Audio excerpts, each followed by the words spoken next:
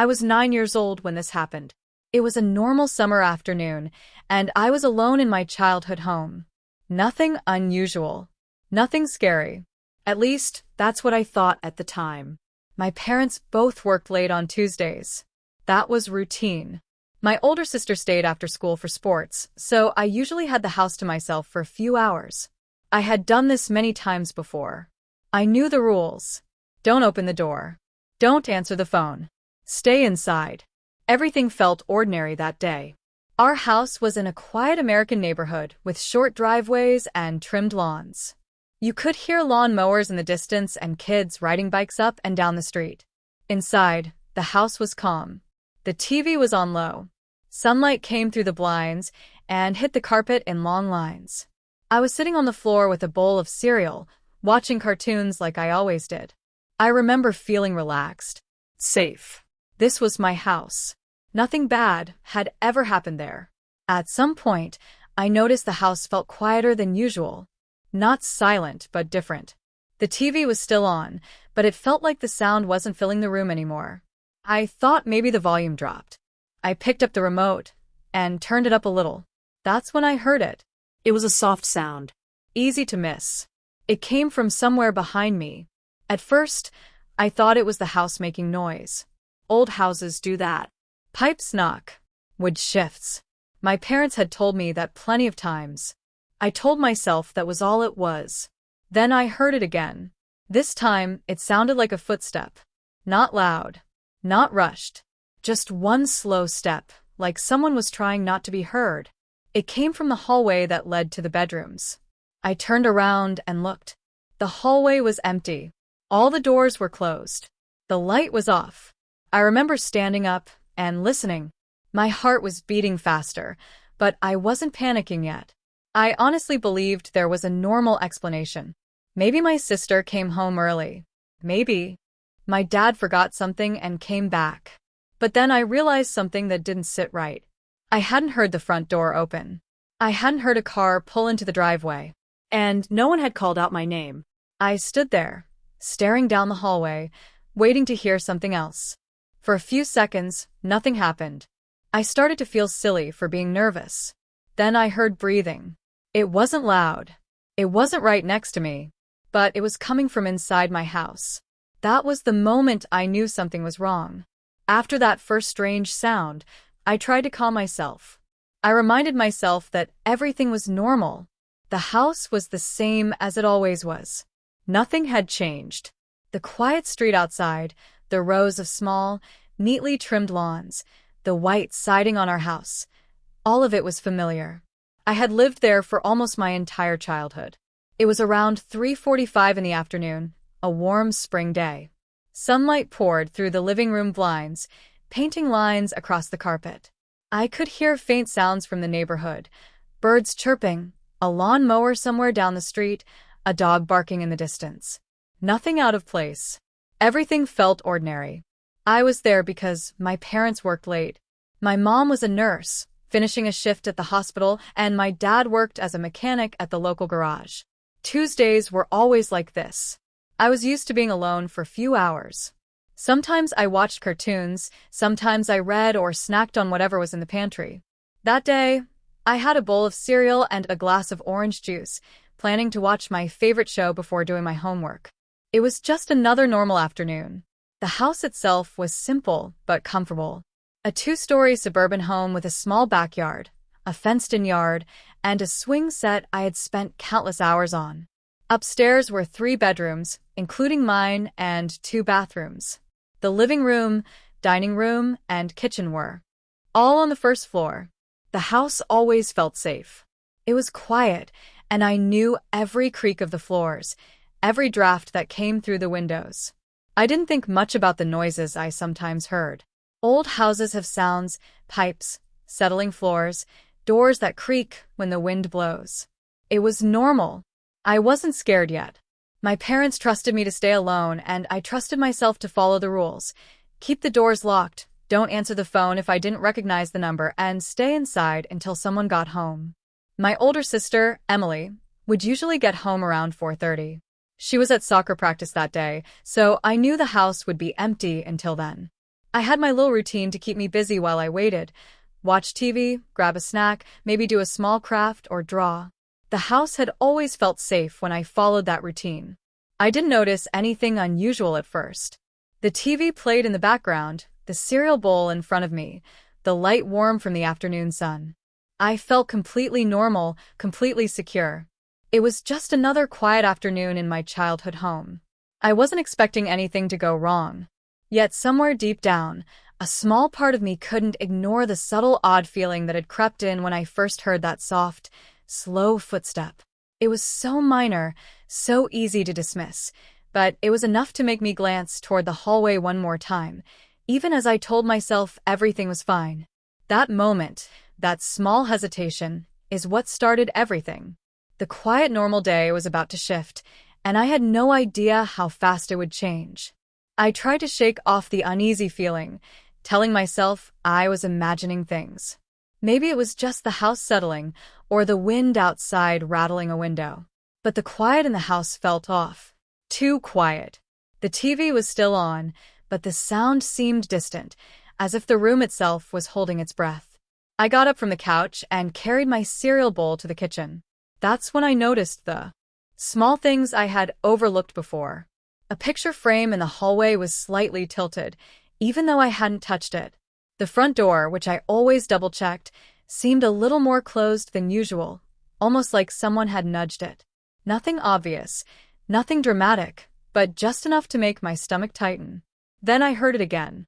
A soft scraping sound, coming from the top of the stairs. It was faint but different this time, slow, deliberate, like someone dragging their foot along the carpet. I froze in the kitchen, my hand still on the counter. I couldn't tell exactly where it was coming from, but it wasn't a sound the house made on its own. I walked back toward the living room, trying to convince myself it was nothing. Maybe my sister had come home early and gone upstairs. Maybe the dog from next door had somehow gotten inside. My mind searched for every reasonable explanation, but each one felt weaker than the last. I sat back down on the couch and tried to focus on the TV. But the quiet in the house pressed in around me.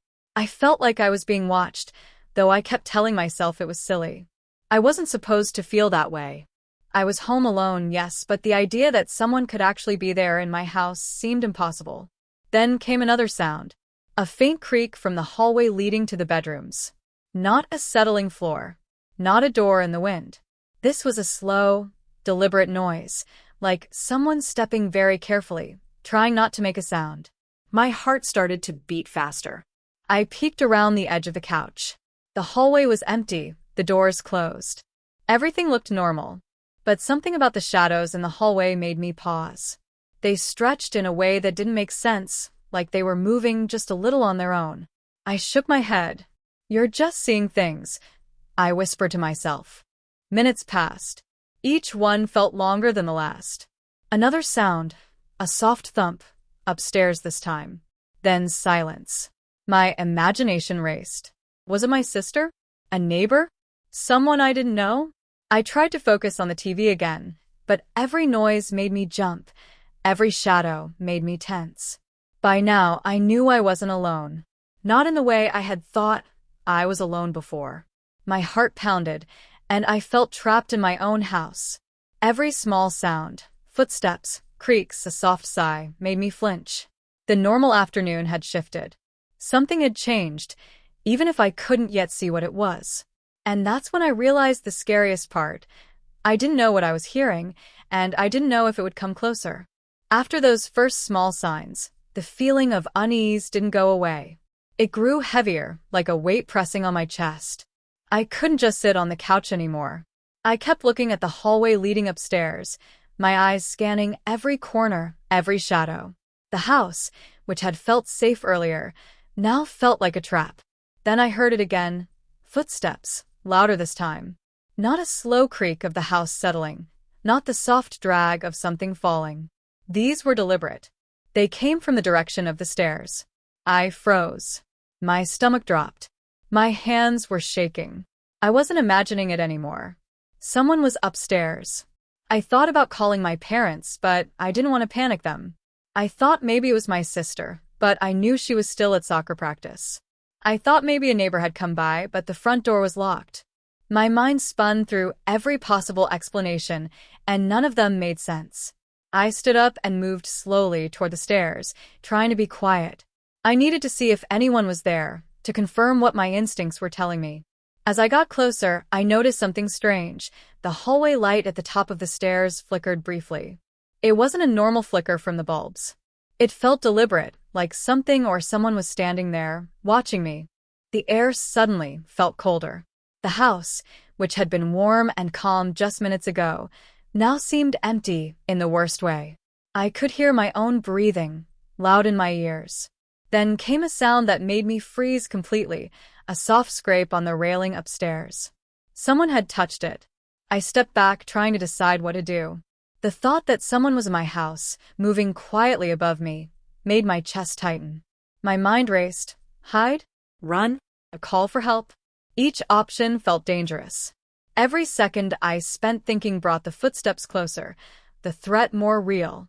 And then I saw it, a dark silhouette at the top of the stairs. Not clear, not defined. Just a shape. A person. Standing still, watching. My heart jumped. I couldn't see a face. I couldn't see hands. Only the outline of someone waiting. I backed away slowly, trying to stay out of sight. My hands were clammy, my knees weak. I realized I was trapped.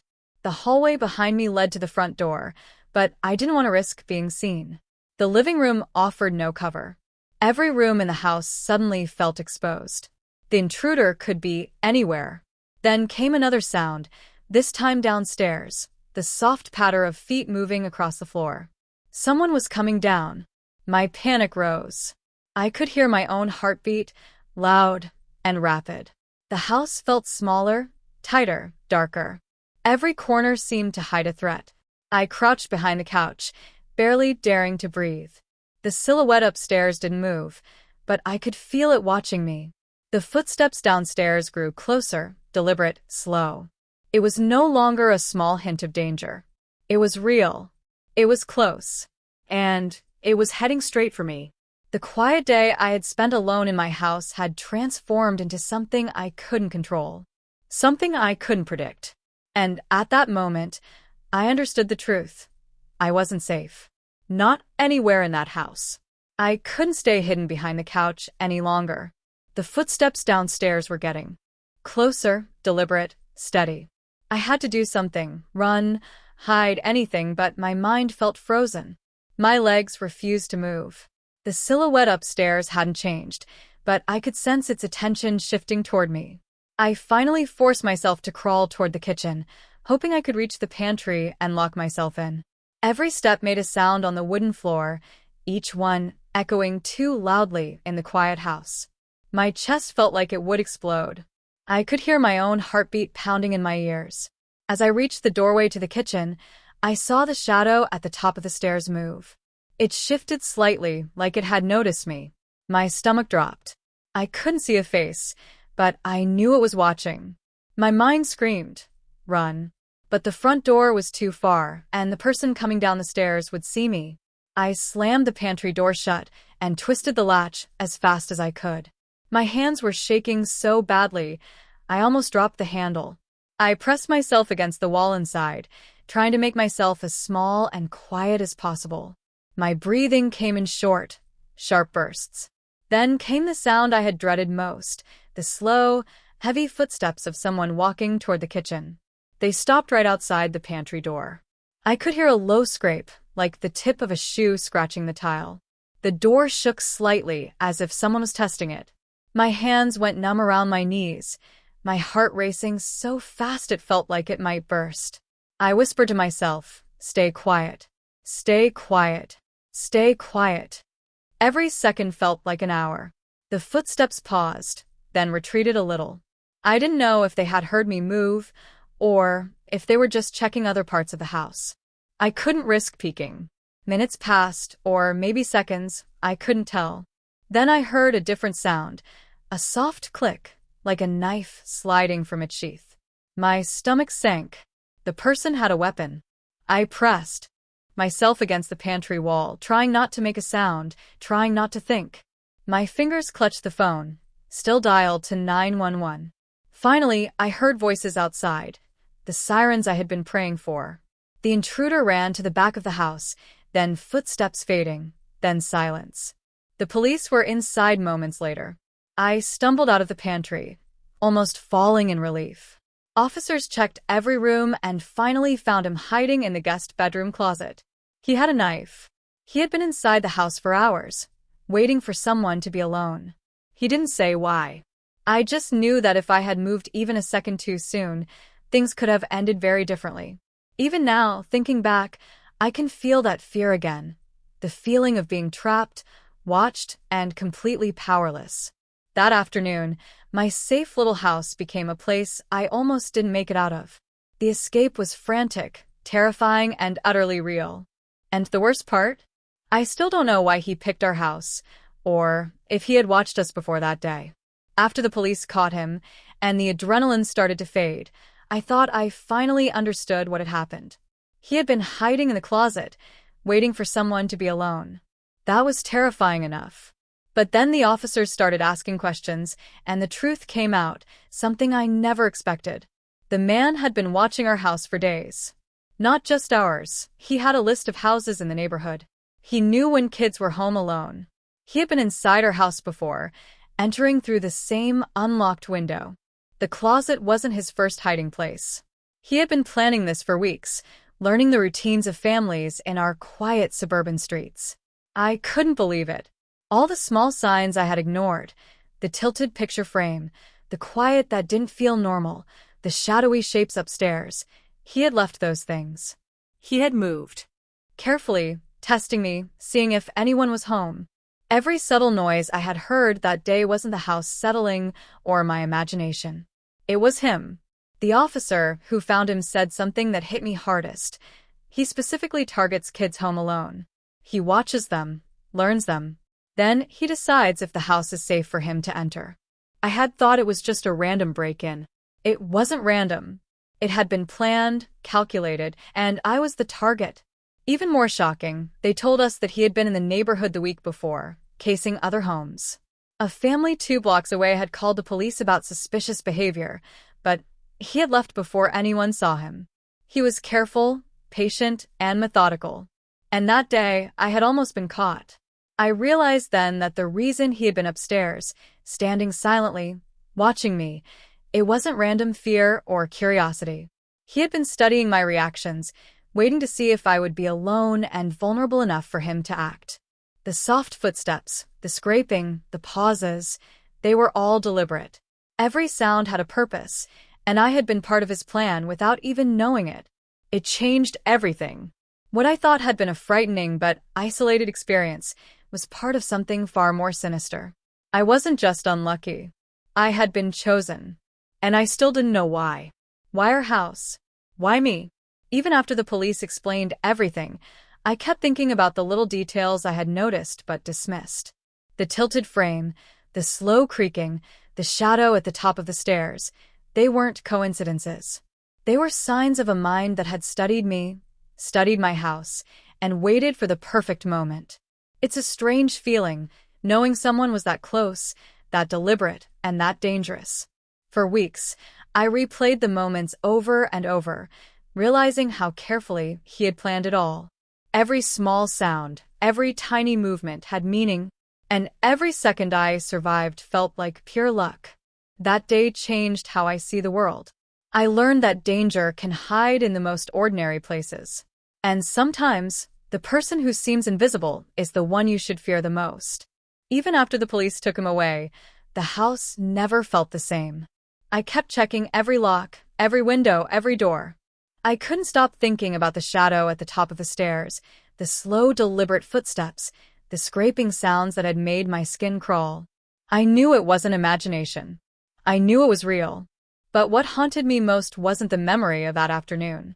It was the unknown. Who was he really? Why did he pick our house? Was it just luck that my parents were away? Or had he been waiting for me specifically? I never got answers. The police said he wouldn't talk much, and that was the last we heard of him. Months passed, but the fear lingered. Sometimes I would be home alone and hear a small sound, a floorboard creaking, the wind against a window, and my chest would tighten. I would freeze and glance toward the hallway, expecting to see a shadow. And every time, my mind raced with the same question: what if he came back? I started sleeping with the bedroom door locked, lights on, phone beside me. I avoided being alone for long periods. Even though the house was safe, I couldn't shake the feeling that someone might still be watching. That someone might have learned my routine, my habits, and might return when I least expected it. The most disturbing thought was that I had no way of knowing. He had been inside the house before, hidden, silent, and patient. Who's to say he wouldn't try again? The idea that a stranger could slip past unnoticed, waiting for the right moment. It changed how I saw every quiet room, every hallway, every locked door. Safety became uncertain. Sometimes, when I'm walking home from school or sitting alone in a quiet room, I think I see him in the corner of my vision. Just a shadow, maybe a trick of light. But the panic that rises in my chest feels real. My parents reassure me that he's in jail. The police say he's not a threat right now. But I know better. Even now, years later, I still double-check doors, windows, and locks. I check closets before entering rooms. I can't shake the idea that he might still be out there, somewhere, watching, planning. That he could appear again, in any house, any neighborhood, to another child home alone. And that's the part that stays with me most. The fear isn't gone. It's invisible. It waits. And I will never forget how close I came to not surviving that ordinary summer afternoon. I still don't know who he really was. I don't know if he's planning to return. And sometimes, when the house is too quiet, I swear I hear the soft scrape of footsteps, just far enough away to remind me the danger might still be there.